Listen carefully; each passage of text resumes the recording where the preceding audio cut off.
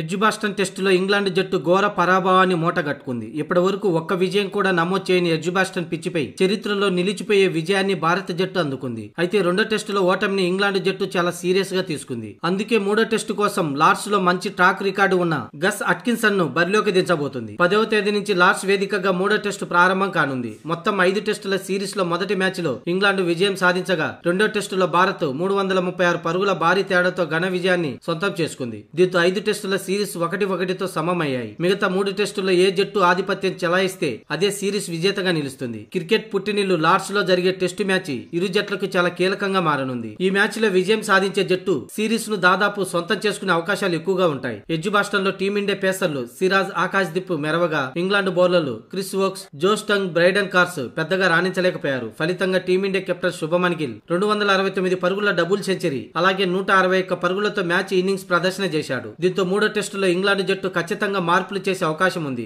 Face కు అనుకూలించే Lord's పిచ్చిపై Gus Atkinson తో పాటు జోఫ్రా ఆర్చర్ ను కూడా తీసుకునే అవకాశాలు కనిపిస్తున్నాయి. లార్డ్స్ లో అట్కిన్సన్ 10 వికెట్లు తీసుకున్నాడు. శ్రీలంకతో జరిగిన టెస్టులో ఏకంగా 7 వికెట్లు పడగొట్టాడు. అందులో రెండో ఇన్నింగ్స్ లో 5 వికెట్లు తీసుకున్నాడు. అట్కిన్సన్ అంతర్జాతీయ క్రికెట్ లో 12 టెస్టులాడి 55 వికెట్లు పడగొట్టాడు. ఇక అట్కిన్సన్ కు జోఫ్రా ఆర్చర్ తోడవడంతో ఇంగ్లాండ్ స్క్వాడ్ బలంగా తయారైంది. మూడో టెస్టు కోసం ప్రకటించిన స్క్వాడ్ లో ఈ ఇద్దరికి చోటు దక్కింది. అంతేకాదు మూడో టెస్టు ప్లేయింగ్ 11 లో కూడా వీరికి చోటు ఖాయంగా కనిపిస్తుంది.